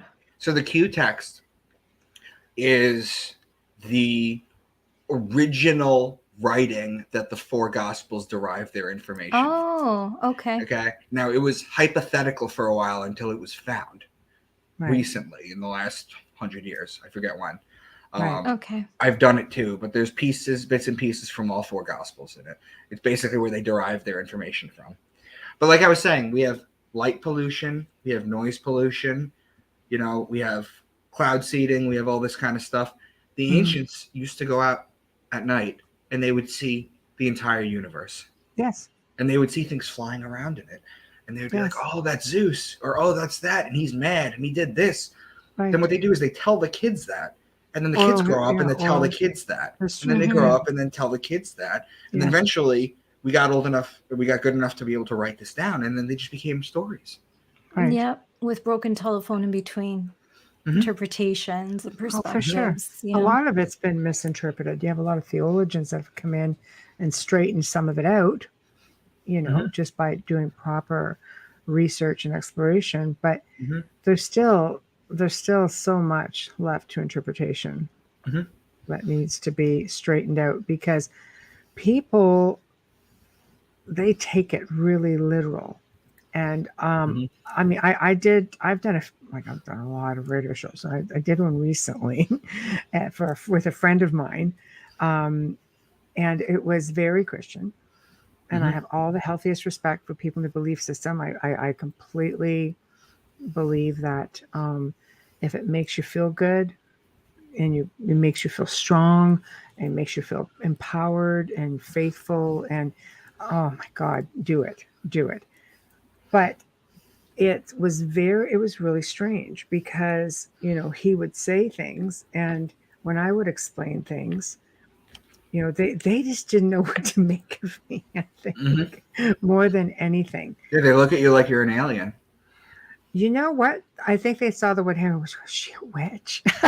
Just like, that's the first place they go. Books can be very deceiving, because I spent 20 years removing malevolent entities from people's lives that were, that had severe attachments, and they were just like, really? Honestly, Yes, yes. Mhm. You know, and educating people on this sort of thing. But the point I'm trying to make is they take it very, very literal, word for word. So when you have these mistranslations, and it's not right, or it's not taken in proper context, and it doesn't get changed anywhere along the line, they don't update it and say, no, it is this. The only way you find out about it is if you're watching a good documentary and they're like, well, this does replace this isn't like this. People take this very, very literal, and they live their lives by it. Like, you have to be really careful what gets put out there. I mean, there are people who are open-minded, and there are some that are very, no, it is by the book, word for word. Mhm. And they know it. They know that Bible word for word, the whole thing, because I know, like, really diehard Christian people. They're wonderful people, and they will recite that thing to you, page to page, cover to cover. So do ex-cons. Just saying. Shh, my boss. No, I'm just saying they find God in prison and they can It's true. recite. I mean it in a No, good it's way, true. not in a It's bad true. way. I know No, it no, came it's out true. because, I'm Pisces, so that's how I talk. But it No, just, but it's true. yeah, Yeah. they find God. I mean, like Dog the Bounty Hunter. I mean, he's constantly reciting scripture and can pull anything out of the Bible. And I'm just like amazed when he talks. But yeah, I just think I that's why it's important that even in your research, that when you are interpreting these things, I imagine you have to be very, very careful, because people will take you very literal. Mhm. I do get I don't get as much hate as you think I would, to be honest with you. we probably get more than you do. No, I really don't. I These are the really comments don't. I just really made. don't get much hate. I get a lot of people saying that it's freed them, it's helped them. Right. I think people are more open now to Yeah. understanding, and more open to. We're Yeah. in a different time, and It's a form of evolution. yeah. And as much as I have a love-hate relationship with the Catholic Church. I am Roman Catholic, but uh, you know, we are so much more advanced than the churches. Mm. Mhm. Church is still stuck back in time. If they could Right. come to this age, the problem is, like you said, they probably wouldn't exist. This is a good comment. Yeah, there are so many people who use the Bible to manipulate others too. Mm. Yeah, well, I can tell you, Nicole, when I first opened up to people in my life about my gifts, I lost a lot of friends who are I have devout too. Catholics. I lost my best Yeah. friend for Yeah. 30 years. He was a born again Christian, best friend for 30 years. I've known him since I was 9. I was the best man at his wedding. He can't even talk to me anymore because of what I talk about, what I teach. He thinks that I'm possessed. He thinks that I have demons. Yeah, that's terrible. Yeah, I have lost a lot of people, but I'm living my truth, and I have to continue doing what I'm doing. But it's evolution. Yeah. Awakening. Well, that's why we're becoming more of a, what's the word? Like a secular nation, because it's the age of Aquarius, the age of Pisces. They know at the top. You telling me that I'm just some dude from Long Island and I figured out something that nobody at the top knows in the Catholic Church? Right. Do you know what I mean? Like, they know. They have to know. Whether it's the Jesuits or the Catholic Church, the Pope, whatever, at the top, they have to, those cardinals, they have to know the truth. Well, the top of every organized religion. Yeah. They do know. Yeah. But hey, I like it. Exactly, Nicole. Exactly. We're all finding our new tribe. Yeah. You guys are my tribe. I love it. Exactly. We'll throw some aliens in there too for good measure. No, let's not. Come on now. Come on. It's not, now. I don't believe. I just, but that's okay. we are at the top of the hour though. So wow. I think we're already there. But it was really great having you on, Micah. And thank you. Yeah, thank you so much. Always a pleasure. It is. And tell your wife thank you for letting us have you for 2 hours. Exactly. And I will email you. I will email you with all the stats and everything else as they roll in within the next hour. And maybe we can do this again sometime. was jamming Yeah. there Well, somewhere. what would you like to do? You want to do Revelation? I like Revelation. I like the Gnostic texts. Looks like you're going to be on 5 times. Yeah, I know. I You got 2 more coming. just email me. Let's let's pick one, and because it takes about an hour, so we need to fill up another hour as well, right? Put that kid's book name back out again, Micah, please. Carrie's asking. Yeah, it's called A is for Aries. If you want to reach out to me on social media, everybody listening, I'm on Twitter at real Mr. Dank, spell out Mr. I'm Micah Dank on Facebook and Instagram. Just reach out to me if you want to get signed copies of the book series. You can reach out to me if you want signed copies of the kids' book. You can reach out to me. Oh, that's nice. It's always best to support the author. That's how I feel anyways. Go direct. Well. Yeah. Yeah, I do. Yeah. Awesomeness. Well, thank you again, and I will be in touch, and let's pick one. Let's play around, and we'll set another date. Sounds good. Thank you for having me on, ladies. It's always a pleasure. Thank you so much. Take care of yourself. Yes. All right. Thank you. Well, that was really informative. I always find it, I love astrology, so I find that super, super interesting, but it did fly by. So unfortunately, we are at the end of another segment, and literally we're at the top of the hour. So big thank you to Micah for joining us again and enlightening us with his research. Big thank you to Folgers Coffee for sponsoring tonight's show. Big thank you to Justin Snicker, aka Dr. Snick, the Sonic Surgeon. If you want to contact us, please, because I know I said this last night, and I'm getting inbox on Messenger. One place, the outer realm contact at gmail.com. The outer realm contact at gmail.com. Yeah, I don't respond to Messenger either. No, I have too many messages. I just have too many. Sorry. If you dig what you see, no matter which platform you're on, like us up, follow us, subscribe. The Outer Realm does have its own Facebook page, group page, you name it. It's got YouTube. Just show us some love, and don't forget those Folgers commercial. I'm really going to be a harpy about that. And we only have a few days left also for the podcast awards, so please go to podcastawards.com, find the Outer Realm under Best Female Hosted Podcast, and I think we're under the Adam Curry category as well. Wednesday night's still a mystery. We're going to have a Q&A, but we just gave you one, so we got to bump it. And I promise you we will have somebody like amazing coming up. And Thursday brings the return of Philip Mantle, and all the way, he's a go-to person in the UK. He's got all kinds of books. He's also a publisher, and he's got a lot of really, great people under his label. But he's going to be coming on and discussing ET messages, right? Mm-hmm. And ET messages. Now, tomorrow night, 8 until 10 Eastern is the Church of Mavis. Check them out. And at 10, The Centralist with Joe Montaldo. Really political. You guys like political stuff. It's really neutral political, and it's all current world events. And Joe Montaldo always has a really good panel of people. So check him out. In the meantime, I'm going to leave you with this. Bear with me, please.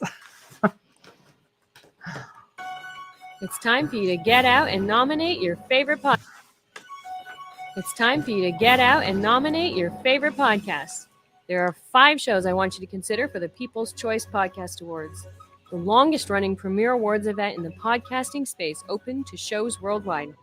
Vote at podcastawards.com to nominate the following shows: Writers and Illustrators of the Future podcast in 3 categories: education, storyteller drama, and art.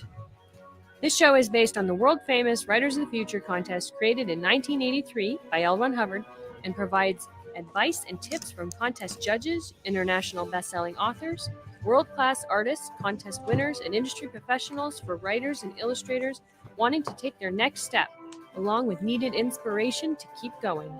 The next one is The Centralist, in the category of politics and news. The Centralist is a much different news and political program which is not deemed as opinion news. Listen as Joe Montaldo brings you just the facts from trusted sources, which will allow you, the people, to make up your own minds on the various stories being reported on. The next one is UFO Undercover in the category of entertainment.